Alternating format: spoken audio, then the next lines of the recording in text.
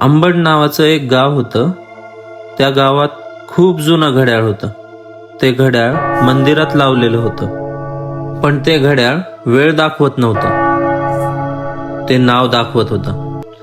गावात एक नियम होता, ज्याचं नाव त्या घड्याळात दिसेल तो माणूस 24 तासात मरतो. सुरुवातीला लोकांना विश्वास नव्हता, पण एका दिवशी त्या घड्याळात एक नाव दिसलं, विजय. गावातला एक माणूस. लोक घाबरले. विजयला सांगितलं, तो हसला. असं काही नसतं. पण 24 तासात विजयचा अपघात झाला. तो मेला. त्या दिवसापासून कोणीही त्या घड्याळाकडे बघायला जात नाही. पण एक दिवस मी त्या मंदिरात गेलो. मी घड्याळाकडे पाहिलं. ते चालू झालं आणि त्यात नाव दिसलं. मी घाबरलो, कारण ते नाव माझं नव्हतं.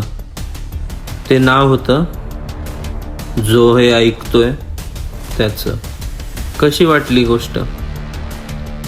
तुम्हाला जर स्टोरी आवडली असेल तर लाईक करा, शेअर करा आणि सबस्क्राईब करा. धन्यवाद.